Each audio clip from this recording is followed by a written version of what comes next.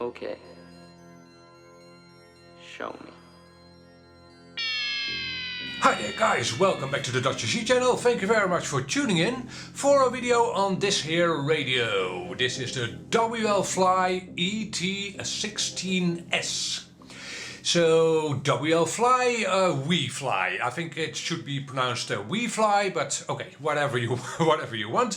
Wfly and ET16S radio is their top of the line radio, and that means that it's a 16 channel radio. It has Hall effect gimbals, and as you can see, it has all kinds of switches and a screen. And it's actually a touchscreen, which we'll look at in a second. So in this video, this is basically a wrap-up. I've been testing this radio. I've done a couple of videos in which I did live test flights with the radio. And I've only used this radio for aeroplanes, for line of sight flying and for FPV flying.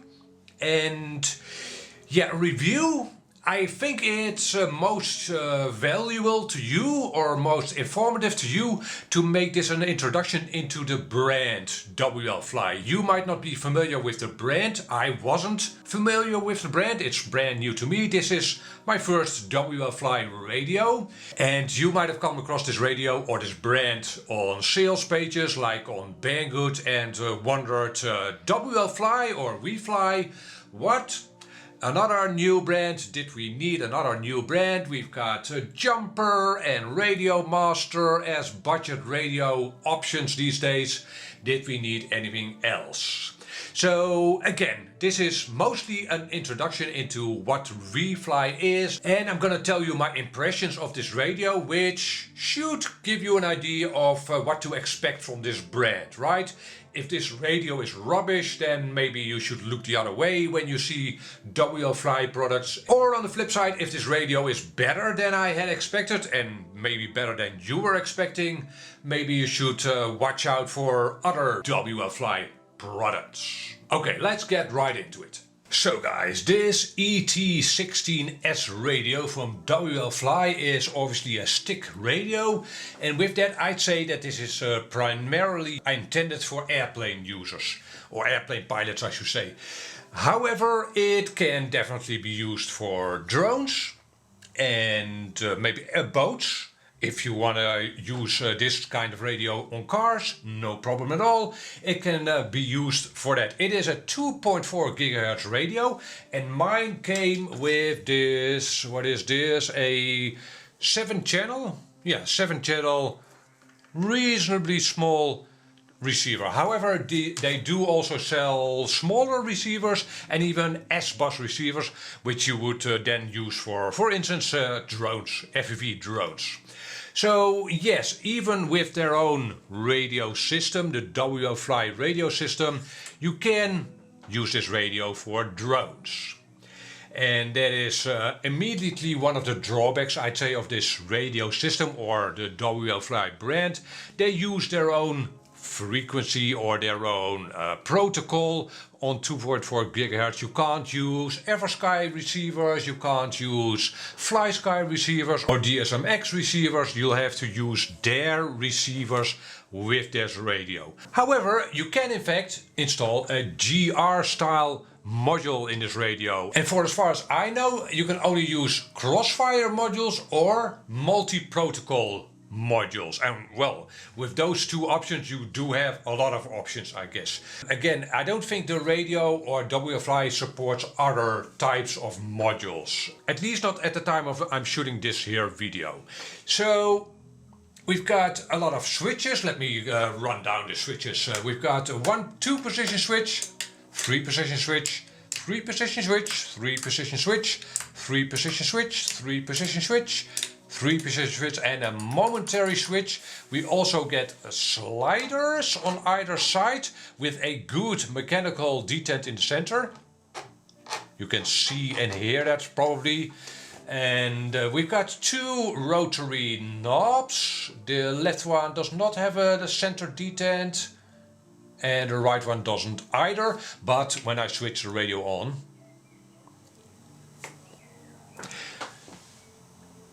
you will hear a center mark, and those are audible outdoors. You will hear that over the sound of your airplane and the wind. And these over here, the sliders, also an audible feedback.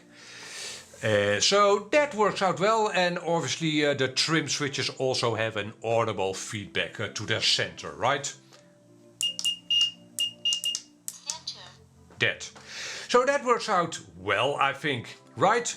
I think that all the switches and knobs make for a good, versatile radio for airplane use. And these are obviously more than enough switches if you want to use this radio on drones. For boats, it depends on the boat, the types or the number of functions your boat has, whether this is enough for your boats. There is more to a user interface than the number and the positions of the switches, however. Do the sticks feel nice? I'd say they do. However, this throttle switch was far too loose when I got the radio. It would have fallen down, if you will, from gravity if I put the radio down as you see it here. It is now a little more, well, not stiff, it has a little more resistance, and it's easy to adjust by, there's a little bit of a rubber cover over here with a screw behind it and a few turns of a screw, and that changes the amount of friction of the throttle. Also, this is a Mode 2 radio, as you see it here. It's reasonably easy to convert it into a Mode 1 radio, but you will have to take off the back for a... Yeah, you will have to take off the back and adjust a few screws. And you won't have to replace or move the gimbals around. It'll be as simple as turning up a screw on this gimbal and turning down a screw on that gimbal. It's not complicated, but again, you will have to take the back off of the radio. And what more can I tell you about the user interface? Yeah, it is a little bit better. It's a little more thought out, I'd say, than, for instance, on Jumper and Radio Master radios. And I'm not sure if you'll be able to see that, but all switches are turned into the direction of your hand. So these switches you see here aren't mounted straight onto this plane, but they are angled slightly outwards. Yeah, hard to explain what that means, but I hope you'll be able to see that this switch over here isn't angled this way, but it's angled that way. So that looks thoughtful to me, and I've been able to operate this radio thoughtlessly, if you will. I was never distracted or annoyed by the radio while flying. And that's a good mark, right? While flying FPV, if you are ever distracted or annoyed by the radio, that, well, is a sign that something might be not optimally designed in the user interface department. No such thing here, and I must say to that, but again, I've only used this radio for an airplane, so I haven't operated many switches, but an arming switch and a switch. I use this switch over here for my raid, for instance. They are easy to find and operate while flying blindly with a goggle on. Also, the trim switches are, for me at least, where you'd expect them to be. I have had quite a lot of radios where they were hard to find. In fact, the radio I usually use for my airplanes, the FlySky PL18, has trim switches that are a bit harder to find. These I always find immediately, so that's nice, I guess. They are in the right spot. Also, the sticks themselves, or the stick ends, are nice and grippy. They are pointy, or, well, I wouldn't say they hurt your fingers, but they definitely dig into your fingers a little bit, and I like that. I like me some grip on the stick ends. They are adjustable in length, so that works out, I guess. Then another thing about the user interface, and I'm not sure if you'll be able to see the screen well, but this is a touch screen, and that actually works out well. As you can also hear, you have a good audible feedback of clicks you make. So you won't be wondering if what you did actually had an effect. So that works out well, and this screen is well legible outdoors as well. In direct sunlight it's challenging. But again, it's better than, for instance, my FlySky PL18, which is a far more expensive radio than this one. This screen works out better. You sometimes will have to fight a little bit of shade, but again, it works out reasonably well. Also, well, it's a touch screen, so most of the things you'll do with the screen are touch operations, but you've got a navigating knob over here, which also has nice audible feedback. And you've got some menu operation buttons on either side of the screen.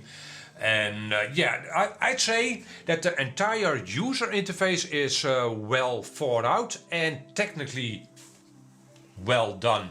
All switches, you might have heard that all switches sound well and they respond well to your touch. It never feels cheap, this radio. I'll come back to you on that in my final wrap up, if the radio is worth its price. What you might also have noticed is that it is not an OpenTX radio, not at all. This has a proprietary, if you will, menu system. And that goes for a lot of radios, for instance Futaba radios or Spectrum radios or FlySky radios, or well, most radios that don't have an OpenTX user interface come with their own menu system, which will be something you'll have to learn. And again, that goes for any radio. Some are more intuitive than others. I'd say that this menu system is reasonable. You will have to get into it, you'll have to study it a little, and after a while you'll find options you hadn't noticed before. Again, that goes for most radios that don't have an OpenTX user interface. I'd say in fact that the OpenTX user interface is the least intuitive. It is also the most flexible. If you are familiar with OpenTX, you can do anything with it. I'd say that this kind of user interface, this proprietary user interface, is easier to get into. And again, that goes for this radio, but also Futaba radios, Spectrum radios and FlySky radios. It's easier when you get into it. So guys, as you've noticed, I've been pretty positive about the build quality and the user interface of this radio. Right, in fact, I wish my Jumper T18 Pro, a radio I often use, was as well built as this radio. This is definitely a step up in build quality over any Jumper radio and the Radio Master radios. The Radio Masters are a little bit better built, I think, than the Jumper T18, especially the internals. This is a step up from both. Outside and in, this is better built. And looks wise, is that important? I'd say that the Jumper and the Radio Master radios and this Wfly radio all take inspiration, if you will, from Futaba radios. Especially, by the way, the back of this radio and the grips on this radio are almost identical to the, let me see, the Futaba T14 range. I've had that radio, I've flown airplanes with for years with the Futaba T14, and these grips are actually more rubbery than on the Futaba radios. This is nicer, better, and the rest of the radio is, well, I'd say that a Futaba radio might be a little better built still, but this is, again, this radio is well built. And okay, so range, I've been using this radio for a couple of months on airplanes. I have not had any range problems. Now, I'm not a long range pilot, but a mile out or even 1.5 miles out on this radio is no problem at all. I would trust this radio on, well, medium range, if you will. 1 to maybe tops 2 miles out. Shouldn't be a problem. Not that you'd be flying behind trees and then be flying 2 miles out, but the range itself for a 2.4 gigahertz radio is fine. Works out great. Okay, and that again is pretty positive, right? So, do I have complaints about this radio or maybe even the brand Wfly? Well, you are stuck with their protocol, right? That's definitely a downside, and that's something, well, that's a downside of the entire brand Wfly. Their radio, at least this radio, is nice and the system works, right? It's also very cheap, cheaper than it should be, this radio, and that's probably because they wanna break into the market. But this radio could be more expensive. It's worth more, but yeah, again, you are then stuck with their protocol. Now, maybe you are looking for a radio for your first airplane. Maybe you are not looking to buy like 10 airplanes, then this isn't a bad option. Or maybe you are looking for a well-built radio for crossfire.